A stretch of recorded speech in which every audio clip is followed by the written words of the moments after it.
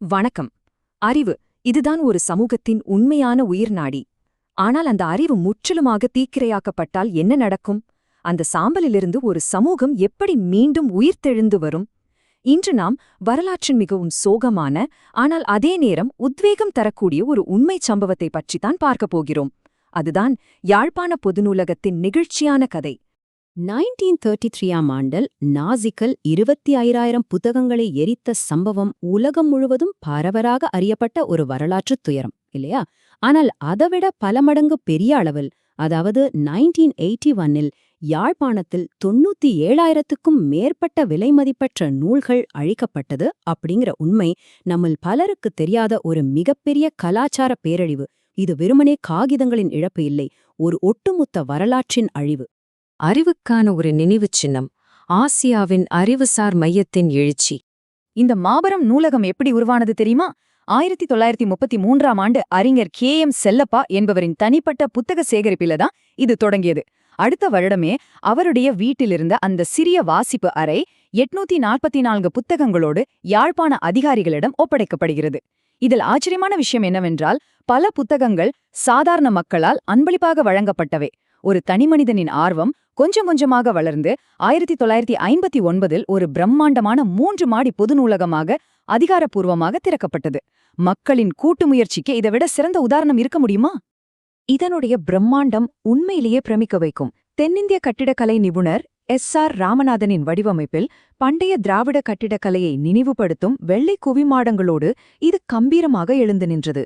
சுமார் 15,910 சதுர அடி பரப்பளவு. அப்போது மூடப்பட்ட அமெரிக்கன் சென்டரின் அரிய புத்தகங்கள் எல்லாம் கூட இங்குதான் கொண்டுவரப்பட்டன. பிரிட்டிஷ் காலத்தில் தமிழர்கள் அரசு வேலைகளை பெறுவதற்கான வாசிப்பு பழக்கத்தை இதுதான் வளர்த்தது. மிக முக்கியமான விஷயம் என்னவென்றால், இது தமிழ் மக்களால் மட்டுமல்ல, சிங்கள மக்களாலும் பெருமையோடு பயன்படுத்தப்பட்ட, கொண்டாடப்பட்ட ஒரு பொதுவான இடமாக இருந்தது. 1981ஆம் ஆண்டின் புத்தக அழிப்பு, வரலாற்றின் சாட்சிகளை அளித்தல். இந்த 2 அத்தியாயத்தை புரிந்து கொள்ள நாம் ஒரு முக்கியமான வார்த்தையை தெரிந்து கொள்ள வேண்டியிருக்கிறது. அதுதான் பிப்ளியோகிளாசம் அல்லது புத்தக அழிப்பு. இது சும்மா புத்தகங்களை எரிக்கிற சாதாரண செயல் கிடையாது. ஒரு குறிப்பிட்ட சமூகத்தின் அடையாளம், கலாச்சாரம், வரலாற்றை முற்றிலுமாக அழிப்பதற்காக திட்டமிட்டு நடத்தப்படும் ஒரு வன்முறை. இந்த கொடூரமான துயரம்தான் யாழ்ப்பாணத்திலும் அரங்கேறியது. 97,000 இதை வெறுமனே ஒரு எண்ணாக மட்டும் பார்க்காதீர்கள். இது ஒவ்வொன்றும் பல 100 ஆண்டு கால அறிவு பொக்கிஷம். ஒரே இரவில் சாம்பலாக்கப்பட்ட ஈடிணையற்ற புத்தகங்கள் மற்றும் கையெழுத்துப் பிரதிகளின் எண்ணிக்கைதான் இது. அன்றைக்கு இரவு எதையெல்லாம் அந்த மக்கள் இழந்தார்கள் தெரியுமா? யாழ்ப்பாணத்தின் தனித்துவமான வரலாற்றை கூறும் யாழ்ப்பாண வைபவம் மாலை என்ற நூலின் உலகிலேயே எஞ்சியிருந்த ஒரே ஒரு பிரதி அந்த தீயில் எரிந்து சாம்பலானது. பல நூற்றாண்டுகள் பழமையான தமிழ் ஓலைச்சுவடிகள், பண்டைய சுருள்கள், ஈழநாடு போன்ற 1800களில் வெளியான பத்திரிகைகளின் அசல் பிரதிகள், அது மட்டுமில்லாமல் மீட்கவே முடியாத பண்டைய சிங்கள மற்றும் தமிழ் நூல்கள் என எல்லாமே முற்றிலுமாக அழிந்து போயின. இதனாலதான் ஈழத் தமிழர்கள் இதை வெறும் வன்முறையாக பார்க்காமல் ஒரு கலாச்சார இனப்படுகொலை என்றே கருதுகிறார்கள். உள்நாட்டுப் போரின் தீப்பொறி, இன பதற்றங்களின் தீவிரம். சரி, இந்த வன்முறை எப்படி தொடங்கியது? அரசு வேலைகளில் தமிழர்களின் ஆதிக்கம் இருக்கிறது என்கிற அரசியல் பதற்றம் 1981க்கு முன்னாடியே தீவிரமாக இருந்தது. இந்த நிலையில் மே 31, 1981 மாலை நடந்த ஒரு அரசியல் பேரணியில் துரதிர்ஷ்டவசமாக 3 சிங்கள காவல்துறை அதிகாரிகள் கொல்லப்படுகிறார்கள். அன்றைக்கு நள்ளிரவே ஒரு பெரிய வன்முறை கும்பலோடு சேர்ந்து காவல்துறையினரும் நூலகத்திற்கு தீ வைக்கின்றனர். கடற்படையின் தண்ணீர் தாங்கிகள் தீயை அணைக்க வந்தபோது கூட காவல்துறை அதை தடுத்து நிறுத்தியதாக கூறப்படுகிறது. விடிந்து பார்த்தபோது ஜூன் 1 காலையில் ஆசியாவின் மிகப்பெரிய நூலகமும் அருகிலிருந்த பத்திரிகை அலுவலகமும் வெறும் சாம்பல் மேடாக கிடந்தது. இந்த அழிவு வெறும் ஒரு கட்டிடத்தோடு நின்றுவிடவில்லையே. தங்களின் கலாச்சார பாரம்பரியத்தை பாதுகாக்க அரசாங்கம் தவறிவிட்டது என்கிற கோபம் தமிழர்களிடையே ஒரு மிகப்பெரிய எதிர்ப்பை ஒன்றிணைத்தது. ஒரு சமூகத்தின் அறிவையும் வரலாற்றையும் அழித்த இந்தச் சம்பவம்தான் பின்னாளில் 26 ஆண்டுகள் நீடித்த அந்த இருண்ட இலங்கை உள்நாட்டுப் போருக்கான முக்கிய தீப்பொறியாகவும் அமைந்தது. ஒரு கலாச்சார சின்னத்தை மீளமைத்தல், யாழ்ப்பாணத்தின் உடைக்க முடியாத உறுதி.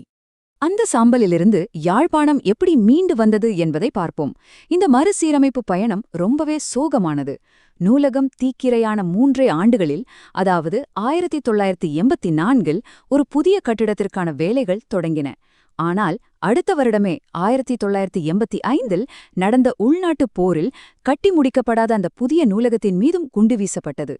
என்னதான் தடைகள் வந்தாலும் யாழ்ப்பாண மக்களின் தளராத உறுதியால் இறுதியாக 2003ஆம் ஆண்டு இந்த நூலகம் முழுமையாக புனரமைக்கப்பட்டு மீண்டும் அதிகாரப்பூர்வமாக திறக்கப்பட்டது. இந்த மறுசீரமைப்பில் உணர்ச்சிகரமான பல விஷயங்கள் இருக்கின்றன. அந்த இடிபாடுகளை வரலாற்றின் சாட்சியாக அப்படியே பாதுகாக்க வேண்டும் என்று பல கோரிக்கைகள் இருந்தன. ஆனால் அரசாங்கம் அந்த தீ மற்றும் தோட்டா குறியீடுகளை சர்ச்சைக்குரிய வகையில் வெள்ளையெடுத்து மறைத்துவிட்டு அதே இடத்தில் மறுகட்டுமானம் செய்தார்கள். ஆனால் இதில் நாம் கவனிக்க வேண்டிய ஒரு நெகிழ்ச்சியான விஷயம் ஒரு செங்கல் திட்டம். தென்னிலங்கையில் இருக்கிற சிங்கள மக்கள் பலரும் செங்கற்களையும் நிதியையும் நன்கொடையாக அளித்தார்கள். புதிய புத்தகங்களை வாங்க அரசாங்க ஊழியர்கள் தங்களின் ஒரு நாள் சம்பளத்தை கொடுத்தார்கள். ஒரு காலத்தில் வன்முறையால் எரிக்கப்பட்ட நூலகம் இன்று அமைதி மற்றும் நல்லிணக்கத்தின் சின்னமாக நிமிர்ந்து நிற்கிறது. இன்று அந்த நூலகம் எப்படி இருக்கிறது தெரியுமா? மீண்டும் துளிர்விட்டு அந்த அறிவு மரத்துல இன்று 1,00,000க்கும் அதிகமான புத்தகங்கள் இருக்கின்றன.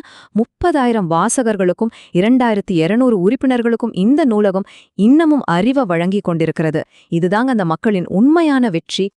இன்று அறிவை பாதுகாத்தல், எதிர்காலத்தின் டிஜிட்டல் காப்பகம். 1981இல் நடந்த அந்த மாபெரும் அழிவுக்கு முக்கிய காரணம் அந்த அரிய சுவடிகள் எல்லாமே பாதுகாப்பற்ற தனித்துவமான காகிதங்களாக இருந்ததுதான்.